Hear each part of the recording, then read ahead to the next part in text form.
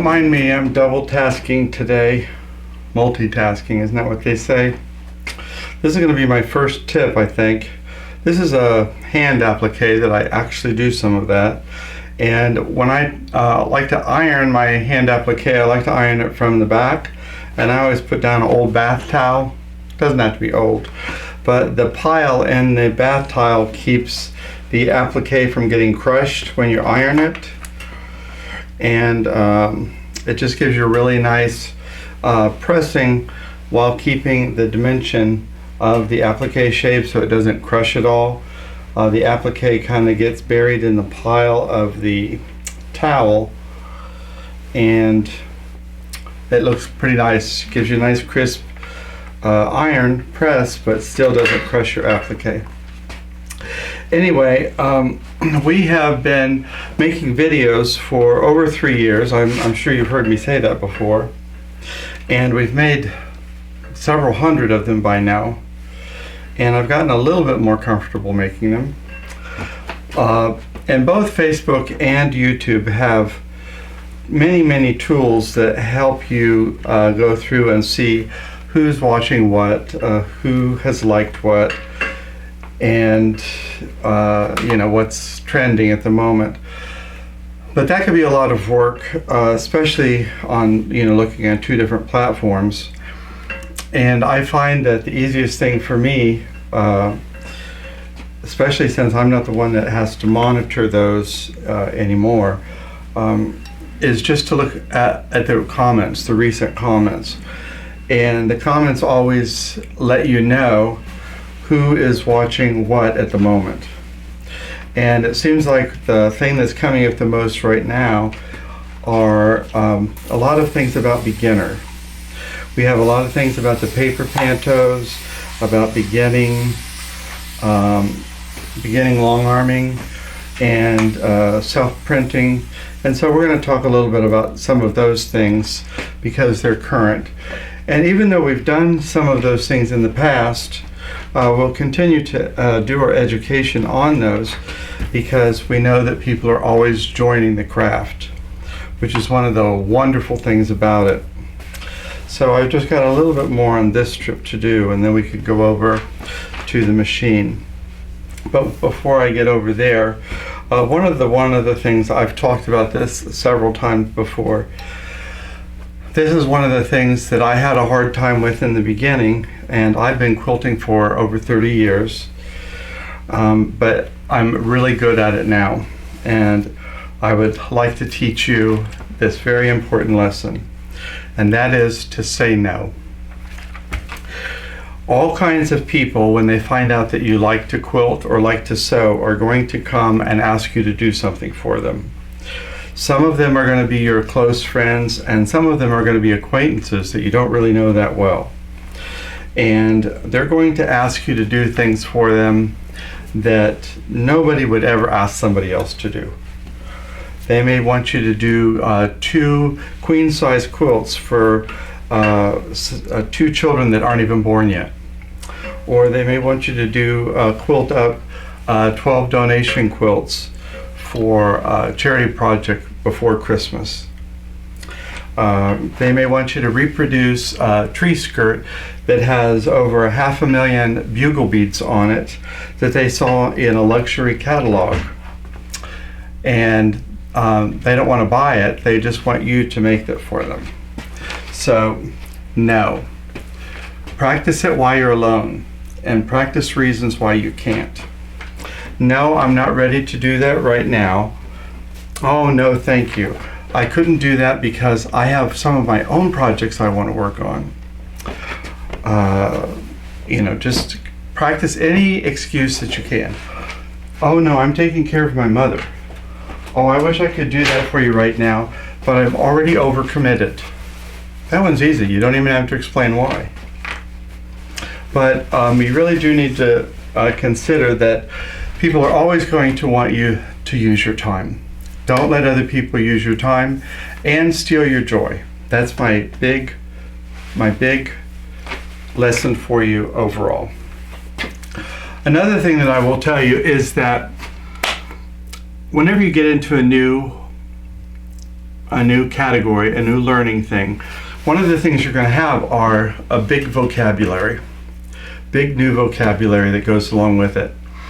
And a lot of times when people are asking for help online, what we see is people asking for help and they don't even know how to ask for help because they don't even know what the components of a frame are called, the components of the machine are called, the parts of a quilt. And this is just something that could be helpful to you, and that is to get a little label maker. And when you're setting up your machine, maybe you put some little labels on the machine, labeling what the parts of the machine are. On your long arm machine, you could do the same thing. And you could also put some information on that is pertinent, like, well, I'll just show you. I'm going to move the camera and show you some of the things that I've labeled that may seem a little ridiculous, but even myself, sometimes I get tongue-tied about which of the bars I'm tightening and which of the bars I'm loosening, because it doesn't make sense when you're doing it that that bar should be called that, but that's what the bar is called. So labeling things is a really great way to learn that name for that item. It's kind of like muscle memory when you're learning how to quilt. It's just a way of seeing that name over and over until it's second nature that you know that's the backing bar. So we're going to go over here and look at that. I always think this is funny. It says top rail. It seems funny because it's at the bottom, but this is what the top of the quilt connects to. This is the backing bar. This is what the backing connects to at this end of the machine. And then at the top here, we have the dead rail, dead bar, and the take-up rail. And so if I keep looking at those and saying them over and over, eventually I'm going to learn second nature. Here's just a couple other things. Of course, my tablet bracket goes there. I have one under here you may not be able to see. It says check foot, because I've actually had my foot come off during sewing before, so I remind myself to always check the foot. But I also have here the size needles that fit my machine, and inside here I have some of the settings for different types of thread. So they don't just have to be names or descriptions, but they also could be useful information. And also on the two spool holders, I have cross-wound thread and the stacked thread. So I have both of those labels as well. So getting a label maker and labeling some of the items that you're going to be using over and over again can be very useful. It just helps you understand the things that you're working with and gives you a better understanding, more comfortability with the explaining things to other people.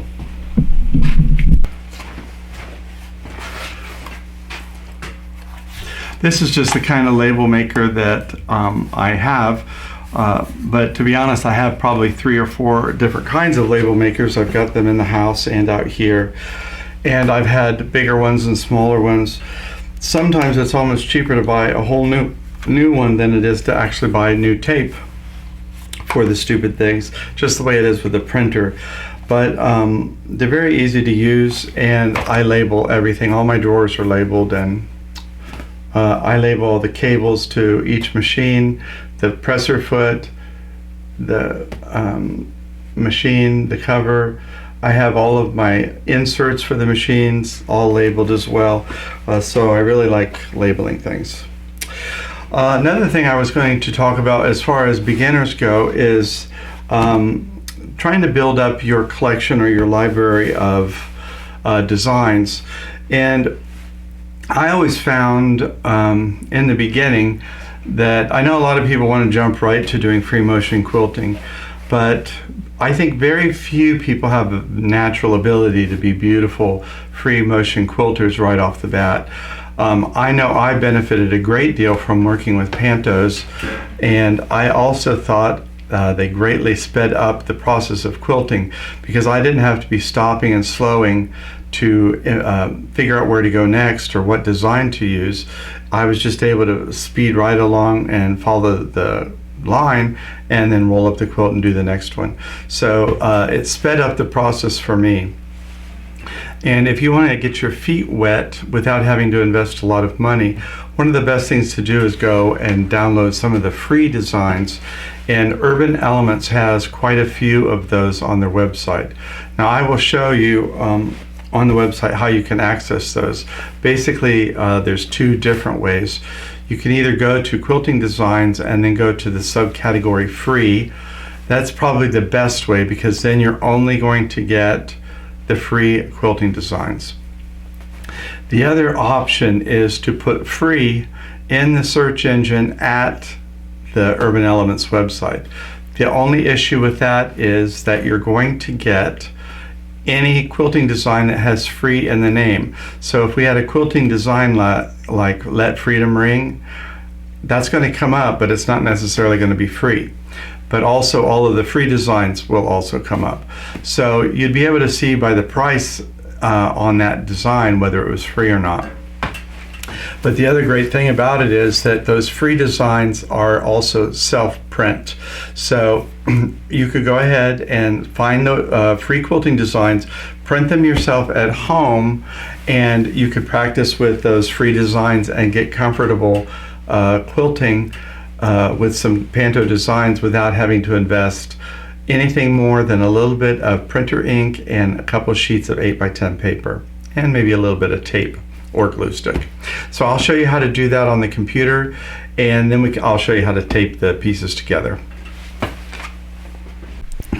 As I indicated earlier, there are two basic ways to find the free designs on the Urban Elements website. The first one is to click inside the Urban Elements search, and we're just going to type the word free and hit enter. And you can see there's 97 things that are going to come up here. Not all of them are going to be free. You can see this one's $15 right now, and it has free in the name. It's fancy free, so that's why that one came up. But also patina is free, and so we can understand why that came up as well.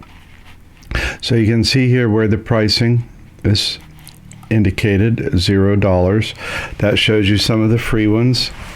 And this will give you all of the free items. Now, some of the items that will come up here will also be things that are other than quilting patterns. There will also be things like quilt patterns. This is Lazy Afternoon. This is a Dream Big 9 patch. There are also some other items that are free on our website, like the No Match Stars pattern, a couple of the appliques, including our Tattoo sampler. These come in two different formats. One is printed on clear and one is printed on white. The printed on clear works really good if you have putting it on something white. If you're putting the tattoo on something that's gray or black, then printed on white is much better. The tattoo will show up much better. The other functional way to find the free quilting designs is to click on Quilting Designs, and then we're going to go to Subcategories. Click that, and then we're going down to Free, and you can see we have 72 free designs in quilting. So now as we go down, you can see these are all only quilting designs, and all of them are free. And these are available as self-print. We don't ship these as free. You have to self-print them. And there's even, this is a whole cloth quilt. So this would take a lot of different printing.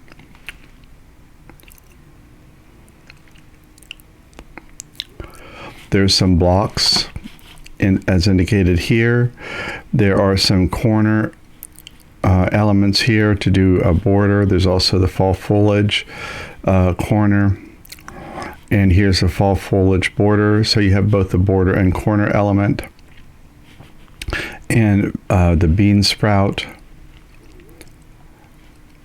patina. I like this one. Looks like a heart flying to me. Here's a beautiful rivet. That's a little frog jumping around.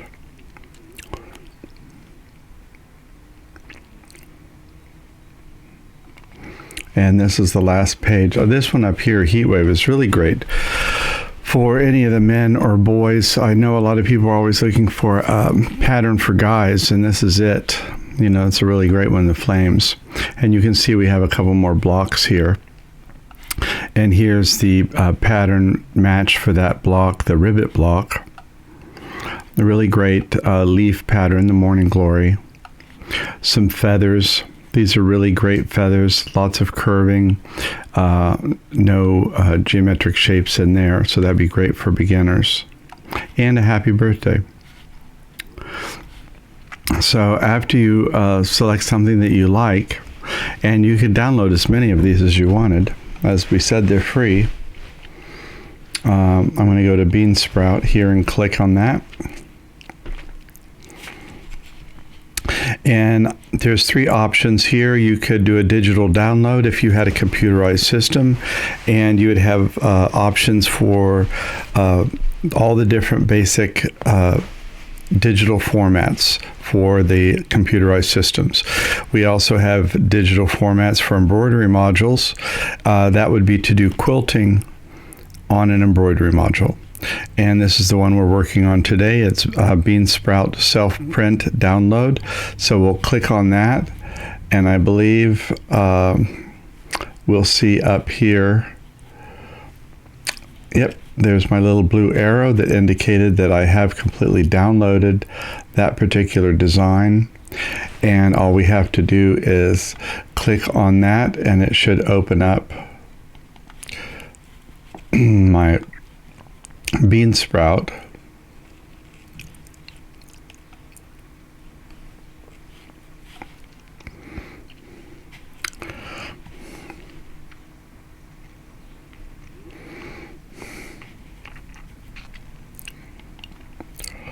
We have both the instructions and the pattern here, so I don't need to print the instructions. You can if you need it, but I'm just going to print the actual I'm going to select the actual pattern itself that we're going to print.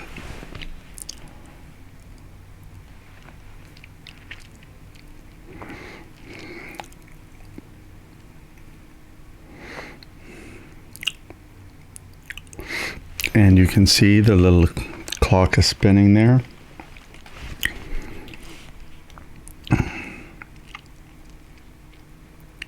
If you get a chance, you might want to order one of those free tattoos.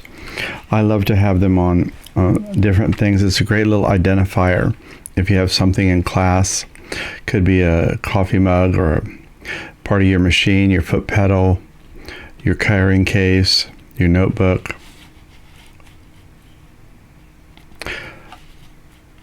I'm going to have to check out why my thing is not responding, so I'm going to pause for a second. We have the image finally came up, my print preview. This is the screen that would show you what the image looked like, and then I hit Control P, which brought up my printing screen here. And we're going to select a few copies of this. We're not going to really know how many we need until we print a couple off and tape them together. Different patterns overlap more than others, so it's not just going to be dividing the length of your table by 8.5 or 11, because different patterns overlap more than others. So I always just print off 2 or 3 and then get those taped together and then see how they print. So I'm going to select 2 or 3 of these as soon as my computer unfreezes, and I'll print those off, and then I'll rejoin you back in the quilting studio and we can get to taping these together, and I'll finish this up. Well, after my printer became unfrozen, it printed me off about 30 pages. I guess I was pushing the button too many times, but I canceled some of them. This is just what one page would look like if I printed one copy. This is one copy of Bean Sprout. So you can see that you have the design and the echo just like a normal Panto. And then you have to trim these a little bit and then glue them together or paste them together or tape them together.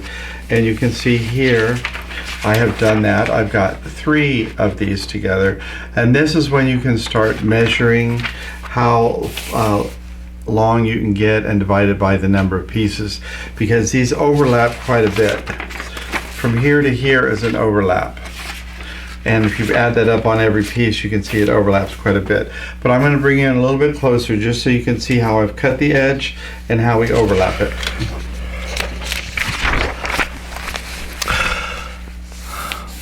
These here, you can see that the printed paper goes well beyond the ink where the design has stopped here.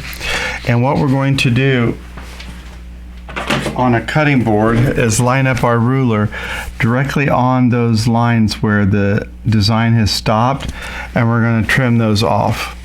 And we have to make an empirical decision which side we're going to cut. We're only going to cut one side.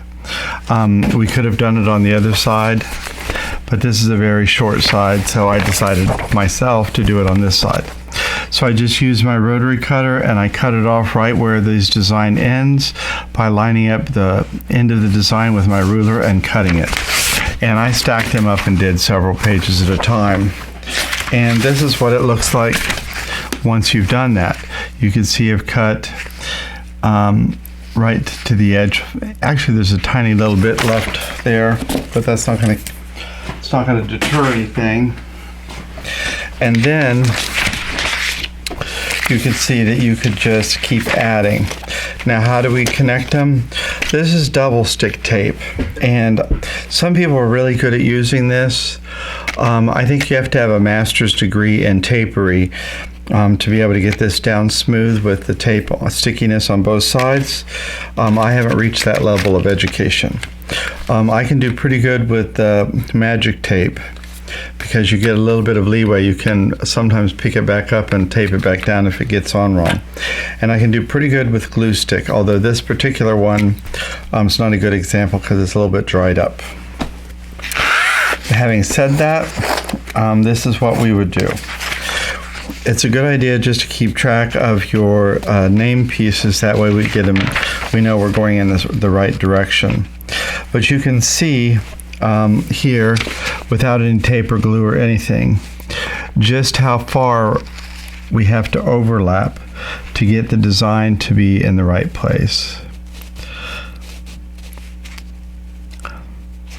So this is where the paper is underneath, and this is where we need to go. So that's about 1.5 inches, 2 inches. And I haven't put any glue or tape down or anything. And if these little tiny skips bother you, you could just put a little dot with the marker.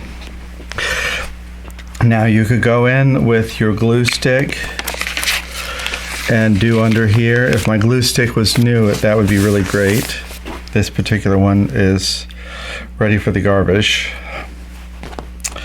But other than that, you could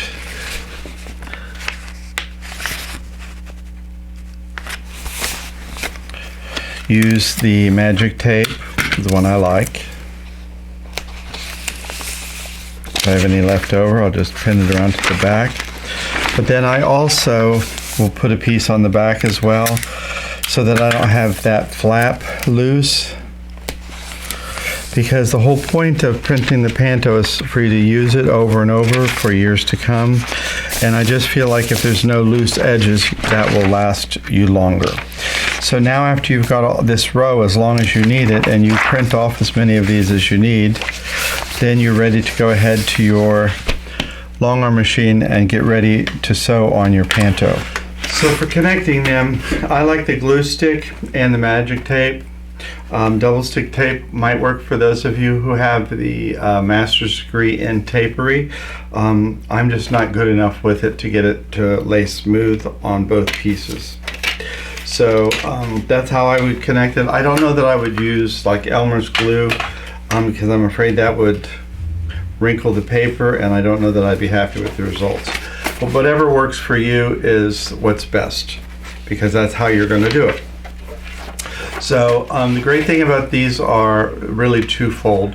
One is that if you are out of the country and shipping would be prohibitive, the free print at home are great, but also the ones that you pay for. To be able to self-print at home means that it saves you all of that shipping cost and also all of that shipping time. For a long time we had customers in Australia that really loved our designs, but the shipping time and cost was prohibitive. And the self-print has really made a huge dent in that problem, and it's a really great problem solver. Also, you never know when creativity is going to strike and when you get an inspiration for something.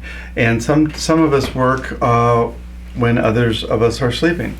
So it's great to be able to get inspired, find a design, and pay for it and have it downloaded immediately. And you could be working while the rest of the world is slumbering.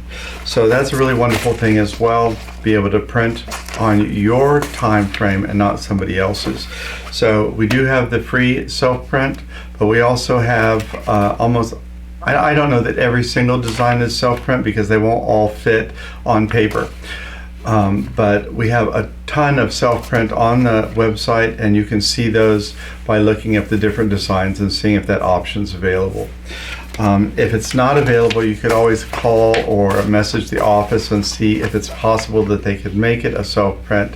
Some of them they just haven't gotten around to, but some of them just aren't, that option isn't available because of its size. So that's the great thing about the self-print, and especially for beginners. We have a whole slew of those that you could start practicing on and getting comfortable being behind the machine and practicing with the Panto. It's great to give you that muscle memory. And as I said, as you're looking at the free pieces, you might want to email or ask or buy, when you're on the website and click on the free tattoo. These are the size that they are in real life. I don't know that you can request a color, but you can request either a white background or a clear background. This is on a clear, and this is on white. The clear on white, you can't see the background because it's clear on white, it's great. The white shows up on clear better or on black better. But these are just examples of the sizing of it, and those are really cute. I really like the tattoos. So that's it for me today, and that's it for us today. So thanks for joining me in the studio. It's a little bit nippy in here. I don't know if you see me warming up my fingers. But thanks for stopping in, and I'm going to do another video also on the other types of self-print, because we have some that are multiple pages, and we'll go on from there. And perhaps in the future we'll also do one on storage, Panto storage. So thanks for stopping in today. I always enjoy seeing you and spending time with you. But also remember, the way that I got to choosing these topics was because of comments, because of what the current influx of comments were on both Facebook and YouTube.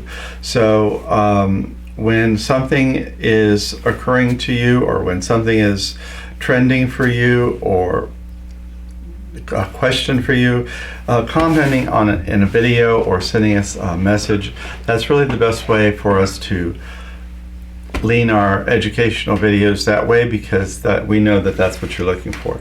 And we know that everybody's joining in at a different time. Everybody's joining that escalator ride on the hobby at a different part of the journey, and I love that. I love that for everybody. So thanks again for stopping in. Look forward to seeing you next time. Until then, take care of yourself and take care of each other.